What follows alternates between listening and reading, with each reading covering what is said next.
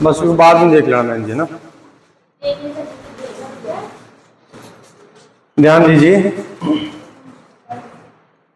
Subject verb agreement में हमने इससे पहले आपको 13-14 नियम कंप्लीट समझा दिए। 15वां नियम आपके सामने है कि बोथ एंड अगर किसी सेंटेंस में इनका प्रयोग होता है तो हम प्लूरल वर्ब का प्रयोग करेंगे। बोथ का मतलब क्या होता है? दोनों। यहां पर बोथ राम एंड श्याम, इसके बाद में आर माई फ्रेंड्स, यानी दोनों राम और श्याम मेरे मित्र हैं। तो हमने यहाँ पे प्लूरल वर्ब आर का प्रयोग कर दिया है। जब एडजेक्टिव का प्रयोग नाउन की तरह हो, अब सबसे पहली बात तो यह है कि एडजेक्टिव होता क्या है ना? एडजेक्टिव किसको बोलते हैं? विशेषण को। विशेषण किसे कहते हैं? विशेषता बताता हो वो शब्द जो संज्ञा और सर्वनाम के बताता हो विशेषता। राम बहुत अच्छा लड़का है, वह रात को 10 बजे तक पढ़ता है।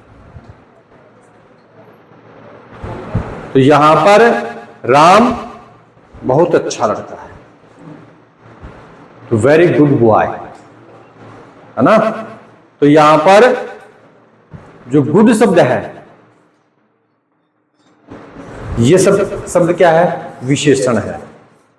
और ये शब्द किसकी विशेषता बता रहा है? राम की। राम क्या है? नाउन है। और वह रात्रि को 10 बजे तक पढ़ता है, तो वह कौन? राम। तो वह क्या है? प्रोनाउन है। तो प्रोनाउन कौन सा है? राम है। प्रोनाउन किसको बोलते हैं? तो संज्ञा के स्थान पे प्रयुक्त होते हैं। काम आए हैं, काम आया ना? राम के स्थान पे कौन शब्द आ गया है? वह है। वह कौन है? राम है। तो संज्ञा और सर्वनाम दोनों में ना, और दोनों की विशेषता कौन सा शब्द बता रहा है? अच्छा, है ना? बहुत अच्छा शब्द बता रहा है। तो इन शब्दों को क्या बोलते हैं? विशेषण। बात समझ आ रही है? लेकिन यहां पर नाउन शब्द हैं। क्या शब्द है? नाउन। जब एडजेक्टिव का प्रयोग नाउन की तरह हो, किसकी तरह हो? नाउन की तरह। अब पुअर जो शब्द है ये क्या है? एडजेक्टिव है। ये क्या है? एडजेक्टिव है। लेकिन यहां पर दा शब्द आ गया है। कौन सा शब्द आया है? दा। इससे मतलब क्या हुआ है? दा शब्द का मतलब ये होता है कि तमाम गरीब जो है, पुअर का मतलब गरीब, ये विशेषण है। पुअर का मतलब क्या हो गया? गरीब। ये विशेषण है, लेकिन विशेषण शब्द से पहले क्या लग गया है? आर्टिकल दा लग गया है, इसलिए ये क्या बन गया है? नाउन। क्या बन गया है? नाउन। बात समझ आ रही है ना? और जब दा लगेगा इन शब्दों से पहले, तो ही आप लोगों को भैया बहनों प्लूरल वर्ब का प्रयोग करना है। अगर ओनली फॉर पुअर आ गया तो प्लूरल वर्ब का प्रयोग नहीं होगा और ये नियम भी लागू नहीं होगा। इसलिए दा शब्द आपको देखना है और इन शब्दों को देखना है। तो अब देखो, जैसे फॉर एग्जाम्पल बात करते हैं, हाँ ये होगा, तो दा पुअर, दा रिच, तमाम गरीब, तमाम धनवान, तमाम जो वृद्ध व्यक्ति हैं, तमाम वाइज जिनकी बुद्धिमान है। तमाम का मतलब क्या? सभी। सभी जो यंग का मतलब क्या होता है? जवान। डेड का मतलब क्या होता है? मरे हुए। स्ट्रॉन्ग मतलब मजबूत। वीक यानी कमजोर। 2 बार लिखवा देना स्ट्रॉन्ग, कोई दिक्कत नहीं है। वीक यानी कमजोर होता है, वो WEEK होता है बहन जी। ये WEAK है, ये वीक मतलब कमजोर है, वो WEEK होता है। तो वीक यानी क्या होता है? वो सप्ताह, है ना? इसको होमोफोन्स बोलते हैं। आपने पढ़ाया है 8वीं क्लास में होमोफोन्स? नहीं पढ़े? होमोफोन्स का मतलब क्या होता है कि शब्द तो अलग अलग हैं, लेकिन उनकी ध्वनि क्या है? समान है। उनका अर्थ अलग है, लेकिन ध्वनि क्या है? समान। DEAR, DEARN क्या होता है? प्रिय। DEARN क्या होता है? प्रिय। और DEER, DEARN क्या होता है? हिरण। हालांकि शब्द एक है ना, उच्चारण सॉरी शब्द अलग है लेकिन उच्चारण क्या दोनों का एक है, अर्थ अलग हो गया है। तो ऐसे शब्द को हम क्या बोलते हैं? होमोफोन्स बोलते हैं। होमोफोन्स का हिंदी क्या होता है? समध्वनि, समान ध्वनि, है ना? हाँ, ये 8वीं क्लास में टॉपिक है। अब डायरेक्ट 9वीं में आ गया वो कोई बात अलग से, है ना? लेकिन ऐसा इम्पॉसिबल है, बोर्ड क्लास तो पास करनी पड़ेगी, है ना? लेकिन इन बातों से ध्यान आ गया कि एक गुरुजी कह रहे थे, उनका काम ही यही है कि 10वीं मार्कशीट बनवाओ, 12वीं की बनवाओ, MA BEd की बनवाओ, पैसे फेंको, तमाशा देखो, पढ़ने की आवश्यकता ही नहीं है। तो एक बहन जी कमजोर थी, 5वीं 6वीं क्लास ही पढ़ी वो, उसके बाद पढ़ाई छोड़ दी। पढ़ाई छोड़े 5-6 साल हो गई थी, अर्थात तब तक वो कहां पहुंच जाती? 10वीं 11वीं 12वीं पहुंच जाती। बीच में गैप हो गया, दिमाग कम चलता था, तो ऐसे गुरुजी से संपर्क हो गया कि सर जी बच्चे की ब्याह शादी में सगाई पताई में दिक्कत आ रही है, 10वीं की मार्कशीट चाहिए। अरे साहब, जब जिंदगी का सवाल है तो कोई नहीं, 10वीं की मार्कशीट मिल जाएगी, और वो बढ़िया परसेंटेज की। तो शायद 10वीं की नहीं 12वीं की बात हुई थी, 12वीं की मार्कशीट डायरेक्ट, 10वीं पास में 12वीं। अब 12वीं पास कर लिया, गेट को उसको ठीक से लगाओ कुछ विक्रांत, अभी सुन लो पहले, है ना, उसके बाद में चले जाओ, कोई नहीं। तो उसने 12वीं पास कर ली। 12वीं पास करने के बाद में जब शादी हो गई, अपने ससुराल पहुंच गई। साल 2 साल 5 साल के बाद में कहीं आवश्यकता पड़ी होगी, कोई आंगनबाड़ी में कहीं फॉर्म वॉर्म लगा रही होगी, तो उसके पतिदेव ने फोन किया किसके पास में? जहां से 12वीं की मार्कशीट मिली है, जिन स्कूल वालों ने दी है, कि सर जी 10वीं की मार्कशीट चाहिए। अब उन्होंने बोल दिया 10वीं की मार्कशीट है ही नहीं साहब। अरे साहब कैसे नहीं है? अब 10वीं पास करे तो मार्कशीट हो ना। जब ज्यादा दबाव दिया तो उनको बताया गया कि भाई ऐसे ऐसे सौदा था, ब्याह शादी नहीं हो रही थी। तो अब इसमें तो क्योंकि एक बार 7 फेरे हुए तो अब थोड़ी ना कोई भाई तलाक दे देगा, सब थोड़ी सौदा होगा। ब्याह शादी करनी थी, हो गई, घर फंस गया। तो साहब अगर 10वीं तो पढ़ी होगी? नहीं साहब, डायरेक्ट 12वीं। साहब आपके चरण कहाँ हैं, हम स्पर्श करना चाहते हैं। ऐसे ऐसे हैं जो 10वीं नहीं, 8वीं नहीं, डायरेक्ट। और गवर्नमेंट, राजस्थान गवर्नमेंट, मतलब राजस्थान सरकार के द्वारा, अजमेर बोर्ड के द्वारा 12वीं की मार्कशीट बनी और बढ़िया परसेंटेज की बनी है। शायद वो खुद सेल्फ पढ़ती तो इतनी बनती भी नहीं। तो आजकल सारे काम हो रहे हैं। अभी डॉक्टर की, है ना, पढ़ाई की एग्जाम पेपर हुए थे, परीक्षा हुई थी, तो उसमें सारे पेपर लीक हो गए। सबके पास में लाडू का जो भी है ना, वो पूरने के बाद में सिर पड़ता ही है। आजकल सोशल मीडिया पे ग्रुप में भेज दो, चारों तरफ फैल जाती है, तो सबके पास में पेपर आ गया। और गवर्नमेंट का खर्चा कितना आया होगा? कई करोड़ों अरबों रुपए खर्च हुए होंगे पेपर के ऊपर, क्योंकि लाखों विद्यार्थियों ने पेपर दिया है, करोड़ तक चले जाते हैं। अब मान लो 1 करोड़ विद्यार्थी अगर पेपर दे दिए और एक से अगर गवर्नमेंट ने 500 रुपए फॉर्म भरने के लिए, तो 1 करोड़ में 500 मल्टीप्लाई कर दो। इतना पैसा किसका नुकसान हुआ है? आम बच्चों का, जनता का। सरकार का कुछ नहीं हुआ। उनको तो जो नुकसान हुआ, पेपर मिला है, यहाँ टैक्स बढ़ा देगी, पेंसिल महंगी कर देगी, बिस्किट महंगी कर देगी, और खाने का सामग्री वो महंगी कर देगी, तेल महंगा हो जाएगा। वो पैसा कहां से आएगा? आप सब लोगों से आएगा, आपके माता पिताओं से आएगा। मेहनत मजदूरी कर रहे हैं, वो दे रहे हैं बेचारे, समझ रहे हो ना? तो ध्यान दो अपने इस पे। ये पहला जो 16वें नियम का एग्जाम्पल है इसमें कि the rich are not always happy. इन धनवान जो लोग रहते हैं वो कभी प्रसन्न नहीं, क्योंकि उनको हमेशा टेंशन रहती है ना, वो कभी सुख पाएंगे नहीं। सर पहले एक बार मैंने एग्जांपल दिया था ना, फूल बेचने वाला सड़क के किनारे फूल बेच रहा था और फूलों को शहर में रख करके टाट पत्ती बिछा करके आराम से तकिया लगा के सो रहा था। एक फूल वाला मतलब फूल लेने थे उसको, तो वो उधर से ही गुजर करके पूरे बाजार में घूम घाम के आ गया, इसको फूल नहीं मिले कहीं पर। वापिस आके देखा कि यार ये फूल रख रखा है, बेचना चाह रहा है, खुद के लिए ले आया है, इससे पूछे तो सही, और अपने को नेसेसरी है। अब उससे पूछा कि भाई ये फूल कि भाई लेने हैं तो लो, तो चलते बनो। अरे कि भाई आवाज लगाया करो, फूल ज्यादा बिकेंगे। उसने कहा भाई आवाज लगा लूंगा क्या हो जाएगा, तो फूल ज्यादा बिकेंगे, ज्यादा पैसा जाएगा, फिर क्या हो जाएगा।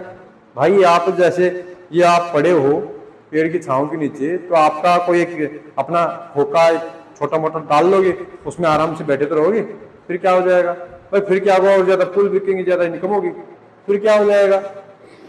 बार बार प्रश्न ये पूछा जा रहा हो, वो बताया जा रहा भाई खोखे से तू तेरी दुकान बना लेगा, फिर क्या हो जाएगा, दुकान से 2 हो जाएंगी, भाई फिर क्या हो जाएगा, फिर 3 हो जाएंगे, 4 हो जाएंगे, 5 हो जाएंगे, उसके बाद में तू मकान बना लेगा, कोठी बना लेगा, 4 व्हीलर ले आएगा, फिर क्या हो जाएगा भाई, तू आराम से सोएगा, नौकर काम करेंगे आपके, फिर क्या हो जाएगा कि भाई उससे हाथ जोड़ लिया किसने, उस फूल वाले ने उससे हाथ जोड़ा कि भाई इतना नॉलेज मत दे, इतना सब कुछ करूंगा, मेरी इतनी उम्र है, मैं तो चल बसूंगा, इतने सब करते करते मान लो चल बसा, तो मेरे को कहीं सुकून मिला क्या, मिला कहीं सुकून। जैसे मान लो मैंने पैसे कमाने के लिए ये कर दिया, आवाज लगा दिया, ले जाओ ले जाओ, वो मैंने तो वही फिर खोखा डालूंगा, फिर ये करूंगा वो करूंगा, और एक दिन मर जाऊंगा। वो सब कौन गाड़ी उड़ी कौन घुमाएगा, कोठी में कौन रहेगा, किसके लिए किया मैंने। अब क्या कर रहा हूं फिलहाल में, अब कुछ कर आराम कर रहा भाई, इससे बढ़िया मेरे को सुकून कहीं नहीं मिलेगा। इतना सब करने के बाद में सुकून मिले, पता नहीं जिंदगी रहे ना रहे, आज का दिन बढ़िया बीत रहा है, कल का कल देखेंगे। तो शायद यहां पर दोनों मत है, समझ रहे हो। एक वास्तविकता में अगर पूरी जिंदगी को किसी ने समझ लिया तो सबसे बड़ा सुकून हो ही पा रहा है। कुछ नहीं, 100 रुपए कमाने हैं, नमक तेल मिर्च आटा ला करके खा के सोना, कल के कल देखेंगे, पता नहीं रहेगी ना रहे। सुबह तक का कोई भरोसा थोड़ी है, कौन सा खाना लास्ट हो जाए, किसके लिए जोड़ के जाना है, किसके लिए सब करना है। तो पहले के जो लोग हुआ करते ना वो ऐसे करते थे। आज ये जितनी शिक्षा बढ़ी है, जितना पैसों का जो लेन देन बढ़ा है, उतना ही लोगों को बेचैन वाला सौदा हो रहा है, टेंशन में जीवन जी रहे हैं। हालांकि सुख सुविधाएं बहुत ज्यादा हो गई हैं, गाड़ी है, कोठी है, बंगला है, लेकिन जो चैन है ना, सुख चैन है, वो खत्म हो चुका है, सबका खत्म हो चुका है। किसी को सुख चैन नहीं है। केवल सुख चैन इसी बात का है कि मेरे पास कोठी है, दिखावा। वो EMI में जिंदगी जी रहा है, किस्त भर रहा है, कोई हफ्ते भर की, कोई महीने भर की, कोई बुधवार को, मंगलवार को, शनिवार, ऐसे सब चल रहा है। और किस्तों को भरने के चक्कर में ही अपना सारा सुकून, नींद सब खो दिया। और पहले क्या था, पहले कच्चे मकान थे, ना मकान बनाने का रुतबा था, ना किसी को घमंड दिखाने का रुतबा था, समझ रहे हो। सबके पास इक्वल वही माटी के चूल्हे थे। अब तो गैस चूल्हे भी अलग अलग स्टाइल के आ गए, है ना। पहले ऐसा कुछ था ही नहीं दिखाने का, और सबसे सुकून जिंदगी भी थी। लेकिन आज और आने वाले समय में और भी बेचैनी बढ़ जाएगी। सुख सुविधाएं जो साइंस ने दे दी है ये बढ़ेंगी, लेकिन बेचैनी दुगनी हो जाएगी, सुख नहीं मिलेगा। इसलिए इसने सही कहा है कि the rich are not always happy, धनवान हमेशा प्रसन्न नहीं रहते। चलो, यदि वाक्य में as well as, besides, with, together with अथवा अलोंग विथ हो, तो इन शब्दों के ठीक पहले इसको विशेष ध्यान से समझना है। देखो ये शब्द आएंगे, इन शब्दों से ठीक पहले एक सब्जेक्ट आएगा, ठीक है। वो चाहे इजेमर आए या फिर नाउन आए या फिर प्रोनाउन कुछ भी आए, तो यहां पे आ ही आया है। आई आने के बाद में एज वेल एज आ गया, ठीक है। इसके बाद में चाहे रिक्त स्थान यहां बीच में हो, लास्ट में हो, कहीं पर भी हो, वहां आपको हेल्पिंग वर्ब किसके अनुसार देख के भरनी है, इसके अनुसार। एज वेल एज से पहले जो शब्द आ गया ना उसके अनुसार। जैसे आई है तो यहाँ रिक्त स्थान आया तो क्या भर दिया हमने, एम। ऐसे नहीं भर सकते कि यहाँ पे माई मदर है तो सिंगुलर है, इज भर दो, है ना। इसमें विशेष आप लोगों को ध्यान देना है, ये शब्द अगर कहीं आ रहे हैं डिसाइड वगैरह, इनसे पहले जो शब्द आ रहा है उसी के अनुसार रिक्त स्थान में आपको भरना हो। बात समझ में आ रही है क्या, कंफ्यूज नहीं है? चलो अब ये जो सारे है ना ये समझने के हैं, विशेष समझना है। हालांकि नॉर्मल होती तो मुख से लिखवा देते, इतना विवरणात्मक तरीके से नहीं लिखवाते, बोल के लिखवा देते, लेकिन ये समझने के हैं इसलिए हमने इसको लिखवाना उचित समझा। यदि कलेक्टिव नाउन का प्रयोग समूह के रूप में किया गया है तो सिंगुलर वर्ब का प्रयोग किया जाएगा। अब कलेक्टिव नाउन क्या होता है, समूहवाचक संज्ञा। क्या होता है, समूहवाचक संज्ञा। नाउन कितने प्रकार की होती है? 5 प्रकार। बाकी वो बात अलग है कि हिंदी में 3-3 प्रकार के लिखवा देते हैं, है ना। व्यक्तिवाचक संज्ञा, जातिवाचक संज्ञा, भाववाचक संज्ञा, बात खत्म, यही होता है ना। लेकिन अब तो हिंदी में 5 लिखवाने लग गए, नहीं लिखवाते क्या? चलो कोई नहीं, वो हमारे जैसे गुरुजी होंगे कंजूस जो नहीं लिखवाते हैं। तो 5 होती हैं, जिसमें इंग्लिश की हम बात करें तो proper noun, common noun, collective noun, abstract noun और मेटेरियल नाउन। 5 प्रकार की हैं, जिसमें से प्रॉपर नाउन यानी व्यक्तिवाचक संज्ञा, कॉमन नाउन यानी जातिवाचक संज्ञा। जाति में ये नहीं है कि भाई नाई हो गया, सैनी हो गया, यादव हो गया, जाट हो गया, ऐसी जाति नहीं है, समझ रहे हो। हाँ, हालांकि हम नाउन में ज्यादा डीपली चले जाएंगे तो ये टॉपिक रह जाएगा। जाति का मतलब यहाँ पे केवल समूह से है, जैसे कि लड़कियों की जाति हो गई है, लड़कों की जाति हो गई है, जानवरों की जाति हो गई है, ये जातियां हैं, ना कि हमारी जो जाति है ये जाति, ये। उसके बाद में कलेक्टिव नाउन जो आपके सामने है, जिसको बोलते हैं समूहवाचक संज्ञा। समूह का मतलब इसमें समूह होता है। जैसे क्लास है तो एक बच्चे को क्लास नहीं बोल सकते, इसमें बहुत सारे बच्चे रहते हैं तो क्लास हो गई। एक जैसे टीम है, cricket team, football team, hockey team, तो टीम में एक बच्चा तो खेल नहीं सकता, बॉल फेंकेगा, क्या करेगा, इसलिए उसमें समूह की आवश्यकता होती है। जैसे कि आर्मी है, सेना, सेना में एक व्यक्ति को तो सेना नहीं कह सकते, बहुत सारे सैनिकों का समूह होगा तो उसमें सैनिक आएगा। उसके बाद में यहाँ पे लिखा है फूड, भोजन। अब भोजन में एक रोटी को हम तो भोजन पूरा नहीं कह सकते क्योंकि उसके साथ तो चाहिए ना कुछ, है ना। तो उसमें पब्लिक में सार्वजनिक लोग रहते हैं, जैसे एक व्यक्ति को तो पब्लिक नहीं बोल सकते। तो ये सारे इसमें ग्रुप वगैरह लिखा रखा है, ये सारे किसका भाव उत्पन्न करते हैं, कलेक्टिव नाउन का, समूहवाचक का। तो द आर्मी ऑफ इंडिया यानी भारत की सेना इज वेरी स्ट्रांग, यानी क्या है, बहुत मजबूत है। तो यहां पर जो आर्मी शब्द आया है इसमें पता लगा है कि एक कलेक्टिव नाउन है, तो हमने किसका प्रयोग कर देना है, सिंगुलर वर्ब का। ठीक है क्या? नेक्स्ट भैया ध्यान दीजिए, ये केवल अभी काम नहीं आने वाले, फ्यूचर में भी काम आएंगे ये सब नियम, इसलिए इनको याद करना ही पड़ेगा। ठीक है क्या? हाँ, और अभी कोई विशेष भी नहीं चल रहा, ना चाहते हुए भी हम सब याद करवा देंगे आपको, है ना। मजबूर हो जाएंगे, याद करना ही पड़ेगा। और समय आएगा कब, जब 6 महीना पूरा हो जाएगा और फीस क्या हो जाएगी जमा। किसके हिसाब से फीस लिए है, कोर्स के हिसाब से। और कोर्स में 6 महीने में कोर्स भी पूरा हो जाएगा, नॉर्मल रिवीजन भी हो जाएगा। ठीक है, 6 महीने के 6,000 रुपए हुए, 7,000 रुपए हुए। उसके बाद में फ्री नहीं करेंगे, फ्री वो हो जाएंगे जो हमारे यहाँ के अनुशासन से क्या हो जाएंगे, परेशान, है ना। और जो रहेगा वो क्या हो जाएगा, आर पार हो जाएगा, ऐसा अवसर आएगा। तब तो कह रहे हैं ना, इसका मतलब ये भी नहीं है कि सर जी मॉर्निंग ऑफ फिफ्टिंग और नहीं, ये सौदा नहीं है, ये सौदा नहीं है। यहां तो एक ही बात है कि याद करो, याद करवाओ। जब तक याद करवाना है तब तक की मुंह सूख नहीं जाता, और अंदर से बार बार आवाज ये कहेगी पानी पिएंगे, और पानी भी नहीं मिलेगा। तब कहेंगे अति शीघ्र याद करवाओ और अति शीघ्र याद करो, जल्दी पानी मिल जाएगा, है ना। अभी तो नियम बाकी हैं, बहुत से नियम बाकी हैं, वो अभी लागू नहीं करेंगे। अभी लागू कर देंगे तो आए जो बग जाएंगे, है वो तो फिर ज्यादा दिक्कत करेगा। लेकिन ऐसे भी नियम नहीं है ना।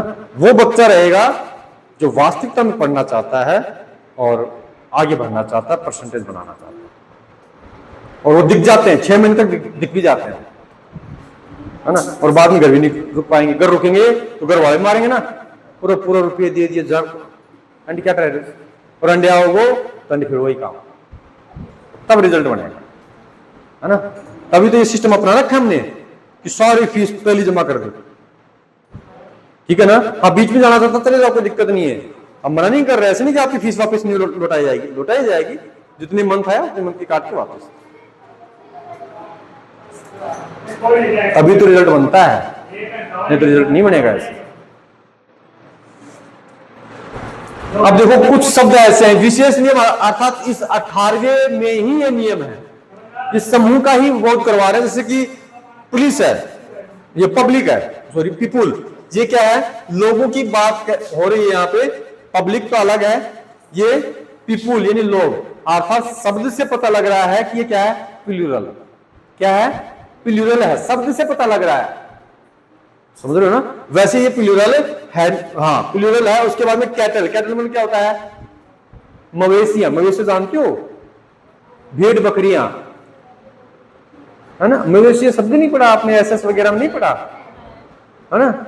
जो घुमंतु जो लोग होते हैं, जो अपनी भेड़ बकरियों को लेके आएंगे, खेत खाली हो जाएंगे तब, है ना, बीकानेर साइड से इधर से आ जाते हैं, तो इधर रेवड़ का रेवड़ी, है ना, कई ऊंटों के मालिक आएंगे, 100 ऊंट, 200 ऊंट एक साथ। उसके बाद में पुलिस तो जानते हो ना। तो ये शब्द अगर किसी सेंटेंस में आ रहे हैं, अर्थात ये भी समूह का बोध करवाते हैं, समझो, समूह का बोध करवा रहे हैं ना। कैटल, एक बकरी को तो हम कैटल नहीं कह सकते, लेकिन ये शब्द है तो ये प्लूरल में आएंगे, ठीक है क्या। और ये किस में आएंगे, ये सारे ये किस में आएंगे, सिंगुलर में, किस में आएंगे, सिंगुलर में। समूह का बोध करवा रहे हैं भी, लेकिन इसका प्रयोग किस में होगा, सिंगुलर में। और ये जो शब्द है इनका प्रयोग किस में होगा, प्लूरल में, हालांकि ये भी समूह का बोध करवा रहे हैं, ठीक है ना, इनका ध्यान रखना है। तो पुलिस आर सर्चिंग, पुलिस क्या कर रही है, ढूंढ रही है, किसको, THIEF, है ना, थीप को, चोर को। उसके बाद में दूसरा नियम है कमेटी और जर्री। जर्री का मतलब क्या होता है, पता है किसी को, JURY है। जर्री का मतलब होता है पंच पटेल, हाँ, जर्री का मतलब क्या होता है, पंच पटेल, पंच, है ना। जैसे को फैसला करना होता था ना पहले, अब तो फैसला सबके घर में, सब अपने आप में क्या है, पंच है, किसी पंच की आवश्यकता है ही नहीं। और कोई पंच बन रहा अगर मांगो तो खोपड़ो फुरवारी जाए। ये होता है ना कभी कभी हमारे घर में, मान लो कोई ब्याह शादी चीज पता है, फिर ऐसा कुछ आज की जनरेशन का है, पहले तो क्या है, 5 लोगों गांव वालों को बस्तियों को बुलाते थे कि भाई ऐसे ऐसे प्रोग्राम कर रहे हैं, तो रसोई में क्या बनाएं, ऐसे पूछते थे भाइयों से, सबसे बैठा करके। अभी पूछते हैं, समाज में है, अभी हमारे गांव में ऐसा सिस्टम में भी चल रहा है, लेकिन आने वाले समय कुछ परसेंट बंद हो गया, है ना, और कुछ परसेंट आने वाले समय में और बंद हो जाएगा। शहरों में तो बंद है ही, तो यहाँ पे पूछते हैं, लेकिन सुनो, पूछते भी है ना, तो अब केवल नाम का ही सिस्टम चल रहा है कि वो भी अपना आयो चोर। देखो सबसे बड़ी बात तो ये हो रही है कि अगर घर में दुर्भाग्य से किसी इंसान की डेथ हो गई ना, तो दाग में भी ये सोच करके जाते हैं कि अपना कोई मर गया तो अपना कौन आओगे दाग में, हाँ ऐसे जाते हैं, अरे तू तो चले जाओ, इतना तो जाओ दाग में, कोई तो ऐसे बोलते नहीं बोलते, कौन आओगे अपने। तो हर जगह मतलब स्वार्थ वाला होता है, हर काम में। कोई आस पड़ोस में गीत वीत गा रही है तो लेडीज, आप ही नहीं जाऊंगा तो अपना फोन आओ गीत का खाता, चलो ये इस वजह से जा रही है। अगर ये सौदा ना हो ना तो कोई भी ना जाए, कोई किसी गीत वूत जाए नहीं। और दूसरा पता सा जो बिस्कुट फिस्कुट पहले वाली बात है, अगर ये बंद कर दे, पहले तो घुघरी होती थी, अब घुघरी तो बंद हो गई, अब तो पहले बिस्कुट वगैरह ये सब देने लग गए। और अगर ये भी ना दे तो फिर भी कोई ना जाए, कौन बह करा गोंडे विक्रम खाए, ऐसा सिस्टम चल रहा है। तो पंच पटेल जैसे कि समाज में बुलाते हैं ना, अब जैसे मान लो मेरे घर में मान लो कोई प्रोग्राम है, हालांकि समाज की रीति रिवाजें हैं, सबको बुलाएं हम, तो सबको बुला दिया, पूछेंगे भाई बताओ क्या बनाए मिठाइयों में, ये है वो है, कई खरीदो रसगुल्ला गुलाब में कलाकंद बना लियो, और कई कुछ खिंगा कई कुछ खिंगा, फिर कई समझदार खिंगा भाई थारो तो कुछ विचार हो ठीक भी तो बताओ। अब सुनो, सबने अलग अलग राय दे दी ना, अब फैसला किसकी तरफ से होगा? खुद की तरफ से। जैसे मान लो मैंने कह दिया लाडू बर्फी बनेंगे और पूरी सब्जी, हाँ बहुत बढ़िया से, तो आजकल यह चाह रहे, हालांकि सब बैठे हैं, सबकी सहमति हुई, विचार विमर्श हुई, कोई उसका ताल्लुकात नहीं निकला। सहमति किसकी हुई है? खुद की, स्वयं की। चलो खुश हो गए कि हाँ वो बुलाए तो सुनाए, घर में नहीं होता है ना, पूछ लेती है ना मम्मी पापा से किसकी सब्जी बनाए आज, वो बना ले, क्या बनाओ नहीं बना ले, फिर अगर जब तक प्रश्न का उत्तर नहीं आ जाता तब तक वो मानेगी भी नहीं। वो कह भी दिया ना कि दाल बना ली, ये लो दाल प्रतिदिन तो खाया है, क्या कि दाल, फिर अब सुनो उसके बाद चलो आलू की सब्जी, मान को बनाओ आलू, फिर आप बनाओ जिसकी बना लो, उसके बाद वही प्रश्न, नहीं फिर भी आप बताओ आप, अरे सारी सब्जी बता दिया उसके बावजूद भी उसको सुकून नहीं है। लेकिन बनेगी किसकी मुताबिक? उनकी मुताबिक, जो उसका मन है ना, इच्छा है, उसी की सब्जी बनेगी। वो चाहे पूरी सब्जी का नाम ले दे, लेकिन वो भी फिर नहीं, फिर पहले बता देते कि इसकी सब्जी बनानी है। इतने सवाल जवाब क्यों होते? ऐसा अक्सर घरों में देखने को मिलता है। हम ऐसे नहीं कह रहे किसी एक सबके में ऐसा। तो यहां पर पंच पटेलों की बात हो रही है, इसलिए चर्चा हमने छेड़ दी है, और दूसरा हमारे पास में समय है, इसलिए हमने आपको बातें बताई है। कमेटी जर्री, अब इसमें थोड़ा समझना है आप लोगों को कि अगर ध्यान समझना, सेंटेंस का ट्रांसलेशन तो शायद आपको नहीं आएगा, बाकी आ भी जाए तो हम समझा रहे हैं कि 5 लोग बैठे हैं, ध्यान से समझना है, 5 लोग बैठे हैं और 5 लोग बैठ करके किसी एक घर की समस्या का सॉल्यूशन कर रहे हैं। जैसे मान लो 2 भाइयों में लड़ाई झगड़ा हो गया, पंच पटेल आ गए, दोनों भाइयों में लड़ाई झगड़ों को निपटारा कर रहे हैं, तो 5 लोग बैठ करके एक परिवार का फैसला कर रहे हैं, तो उस स्थिति में आपको प्लूरल वर्ब का प्रयोग करना है। बात समझ में आ रही है क्या? यानी 5 लोग, यानी जर्रे का मतलब क्या? कमेटी हो गई, पंच हो गए, जर्रे शब्द, ये बैठ करके किसी एक परिवार का फैसला कर रहे हैं, तो प्लूरल वर्ब का प्रयोग होगा।